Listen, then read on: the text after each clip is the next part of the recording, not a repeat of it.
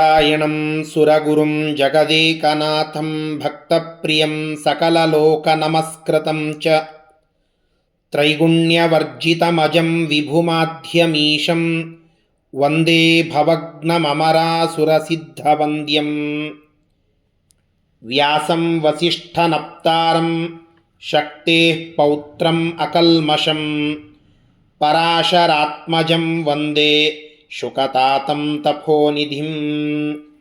ಶ್ರೀ ಗುರುಭ್ಯೋ ನಮಃ. ಹರಿ ಓಂ.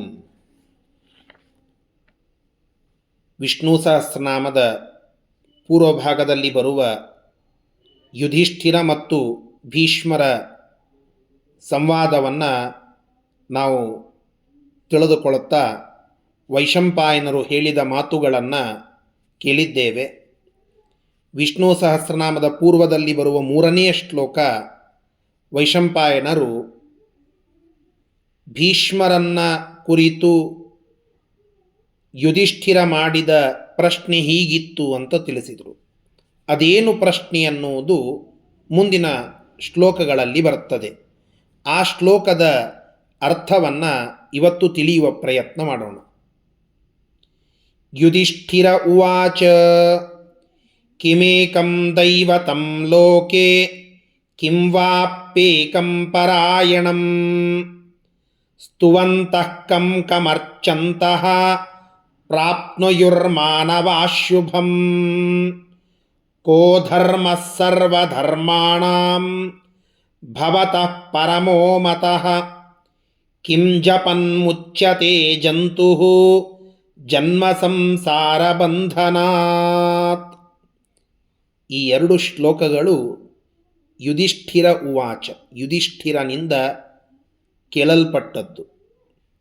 ಭೀಷ್ಮಾಚಾರ್ಯರು ಶರಶಯ್ಯ ಮೇಲೆ ಮಲಗಿದಾಗ ಅವರಿಂದ ಅನೇಕ ವಿಚಾರಗಳ ಜ್ಞಾನವನ್ನು ಪಡೆದುಕೊಂಡ ಯುಧಿಷ್ಠಿರ ಮತ್ತೆ ಭೀಷ್ಮರನ್ನ ಕುರಿತು ಪ್ರಶ್ನೆ ಮಾಡುತ್ತಾ ಇದ್ದಾನೆ. ಆ ಪ್ರಶ್ನೆಗಳ ಸಾರಾಂಶ ಮಹಾಭಾರತ ಈ 2 ಶ್ಲೋಕಗಳಿಂದ ತಿಳಿಸಿಕೊಡುತ್ತದೆ. ಈ 2 ಶ್ಲೋಕಗಳ ಪ್ರಶ್ನೆಯೇ ಮುಂದೆ ಆ ಭೀಷ್ಮಾಚಾರ್ಯರು ಹೇಳುವ ಸಹಸ್ರನಾಮಗಳ ವಿಚಾರಕ್ಕೆ ನಾಂದಿಯಾಗಲಿದೆ.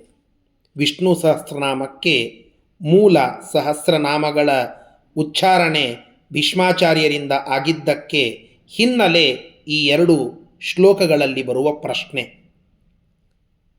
ಈ ಶ್ಲೋಕಗಳ ಅರ್ಥವನ್ನು ತಿಳಿಯುವುದಕ್ಕಿಂತ ಮುಂಚೆ ನಾವು ಒಂದು ವಿಮರ್ಶೆಯನ್ನು ಮಾಡಿದಾಗ ಗೊತ್ತಾಗ್ತದೆ. ನಮ್ಮ ಸನಾತನ ಧರ್ಮದ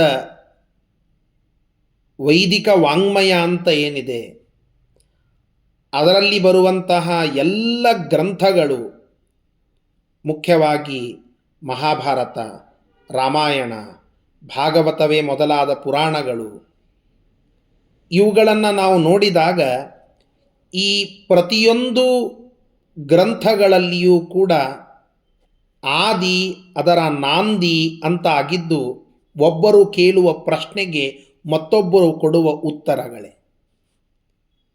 ಪ್ರತಿಯೊಂದು ಗ್ರಂಥಗಳ ಆದಿಶ್ಲೋಕವನ್ನು ನಾವು ನೋಡಿದಾಗ ಒಂದು ಪ್ರಶ್ನೆ ಹುಟ್ಟಿದೆ. ಆ ಪ್ರಶ್ನೆಗೆ ಉತ್ತರ ರೂಪವಾಗಿ ಆ ಬೃಹತ್ತಾದ ವಾಂಗ್ಮಯ ನಮಗೆ ಉಪಲಬ್ಧವಾಗಿದೆ. ನಾವು ಮಹಾಭಾರತವನ್ನು ತೆಗೆದುಕೊಂಡಾಗಲೂ ಅಲ್ಲಿ ಪ್ರಾರಂಭದಲ್ಲಿ ಪ್ರಶ್ನೆ ಮತ್ತು ಅದಕ್ಕೆ ಉತ್ತರ ಬಂತು. ರಾಮಾಯಣವನ್ನು ನಾವು ತೆಗೆದುಕೊಂಡಾಗ ಅಲ್ಲಿ ನಮಗೆ ಸ್ಪಷ್ಟವಾಗಿ ಗೊತ್ತಾಗ್ತದೆ. ರಾಮ ಯಾರು ಅಂತ ಕೇಳಲಿಕ್ಕೆ ಅಲ್ಲೊಂದು ಪ್ರಶ್ನೆ ಬರ್ತದೆ. ನಾರದರ ಬಳಿ ವಾಲ್ಮೀಕಿ ಋಷಿಗಳು ಪ್ರಶ್ನೆ ಮಾಡಿದರು ಅಂತ ನಾವು ಕೇಳುತ್ತೇವೆ. ಕೋನ್ವಸ್ಮಿನ್ ಸಾಂಪ್ರತಂ ಲೋಕೆ ಗುಣವಾನ್ ಕಶ್ಚ ವೀರ್ಯವಾನ್ ಧರ್ಮಜ್ಞಶ್ಚ ಕೃತಜ್ಞಶ್ಚ ಸತ್ಯವಾಕ್ಯೋ ದೃಢವ್ರತಃ. ರಾಮ ಯಾರು ಅಂತ ಕೇಳಲಿಕ್ಕೆ ಈ ಪ್ರಶ್ನೆಯನ್ನು ಮಾಡುತ್ತಾರೆ. ಈ ಪ್ರಶ್ನೆ ವಾಲ್ಮೀಕಿ ಋಷಿಗಳು ಮಾಡಿದ್ದು, ಅದಕ್ಕೆ ನಾರದರು ಉತ್ತರವನ್ನು ಕೊಡ್ತಾ ಹೋದಂತೆ ಇದೇ ಮೂಲವಾಗಿ ವಾಲ್ಮೀಕಿ ರಾಮಾಯಣ ನಮಗೆ ಉಪಲಬ್ಧವಾಗಿದೆ. ಹಾಗೆಯೇ ನಾವು ಭಾಗವತವನ್ನು ನೋಡುತ್ತೇವೆ, ಅನೇಕ ಪುರಾಣಗಳನ್ನು ನೋಡುತ್ತೇವೆ. ಬೇರೆ ಬೇರೆ ಪ್ರಸಂಗಗಳಲ್ಲಿ ಋಷಿಗಳು ಮಾಡುವ ಪ್ರಶ್ನೆಗಳಿಗೆ ಉತ್ತರವನ್ನು ಕೊಡ್ತಾ ಹೋದಂತೆ ಅಲ್ಲಿ ಆ ಗ್ರಂಥ ಅದು ತನ್ನ ವ್ಯಾಪ್ತಿಯನ್ನು ಕಂಡಿದೆ. ಶೌನಕರು, ಸೂತ ಪುರಾಣಿಕರು ಮಾಡಿದ ಸಂವಾದ, ಹೀಗೆ ಒಂದೇ ಎರಡೇ ಗ್ರಂಥಗಳನ್ನು ನಾವು ನೋಡುತ್ತಾ ಹೋದಂತೆ ಪ್ರತಿಯೊಂದು ಗ್ರಂಥದಲ್ಲಿಯೂ ಒಂದು ಪ್ರಶ್ನೆಗೆ ಉತ್ತರ ರೂಪವಾಗಿ ಆ ಒಂದು ಅದ್ಭುತ ವಾಂಗ್ಮಯ ಜನ್ಮವನ್ನು ಪಡೆದುಕೊಂಡಿದೆ. ಹಾಗೆಯೇ ಇಲ್ಲಿಯೂ ವಿಷ್ಣು ಸಹಸ್ರನಾಮ ಎಂಬುವ ಮಹಾಭಾರತದ ಒಂದು ಅದ್ಭುತವಾದ ಘಟ್ಟಕ್ಕೆ ನಾಂದಿಯಾಗಿ ನಿಲ್ಲೋದು ಪ್ರಶ್ನೆ. ಆ ಪ್ರಶ್ನೆಯನ್ನು ಕೇಳಿದವನು ಯುಧಿಷ್ಠಿರ. ಪ್ರಶ್ನೆಯನ್ನು ಕೇಳಿಸಿಕೊಂಡು ಉತ್ತರ ಕೊಡುವವರು ಭೀಷ್ಮಾಚಾರ್ಯರು. ಏನು ಆ ಪ್ರಶ್ನೆ? ಅದೇ ಈ 2 ಶ್ಲೋಕಗಳಲ್ಲಿ ಬರ್ತಿದೆ. ಕಿಮೇಕಂ ದೈವತಂ ಲೋಕೆ, ಈ ಇಡೀ ಜಗತ್ತಿನಲ್ಲಿ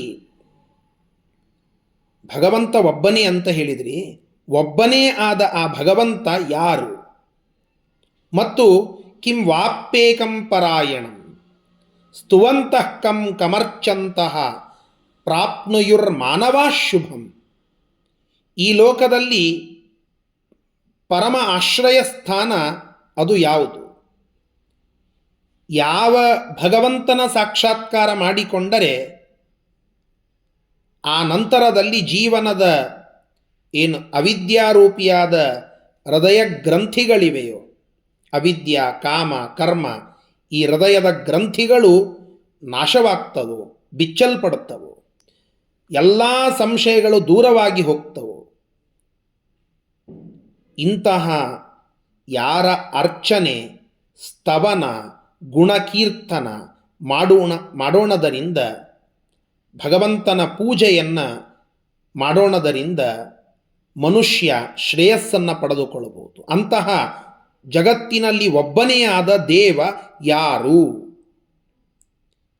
ಕೋ ಧರ್ಮ ಸರ್ವಧರ್ಮಾಣಂ ಭವತಃ ಪರಮೋ ಮತಃ ಕಿಂ ಜಪನ್ ಮುಚ್ಯತೆ ಜಂತು ಜನ್ಮ ಸಂಸಾರ ಬಂಧನ.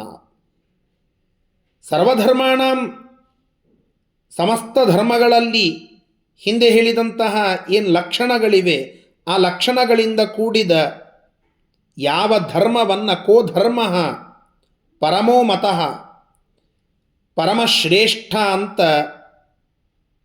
ನೀವು ಭಾವಿಸುವಿರಿ, ಹಾಗೂ ಯಾರನ್ನ ಜಪ ಮಾಡೋಣದರಿಂದ, ಕಿಂ ಜಪನ್ ಮುಚ್ಯತೆ, ಯಾರನ್ನ ಜಪಿಸುವುದರಿಂದ ಜನನ ಮರಣ ರೂಪವಾದ ಸಂಸಾರದ ಬಂಧನದಿಂದ ಮುಕ್ತನಾಗಿ ಜೀವ ಮೋಕ್ಷವನ್ನು ಪಡೆಯುತ್ತಾನೆ. ಇಂತಹ ಈ ಎಲ್ಲ ಪ್ರಶ್ನೆಗಳಿಗೆ ಒಂದೇ ಉತ್ತರ ಇದೆ, ಆ ದೇವ ಯಾರು? ಈ ಪ್ರಶ್ನೆಯನ್ನು ಯುಧಿಷ್ಠಿರ ಭೀಷ್ಮಾಚಾರ್ಯರನ್ನು ಕುರಿತು ಮಾಡುತ್ತಾನೆ. ಅದಕ್ಕೆ ಭೀಷ್ಮರು ಹೇಳುವ ಉತ್ತರವೇನು, ಅದನ್ನು ನಾಳೆ ದಿನ ತಿಳಿದುಕೊಳ್ಳೋಣ.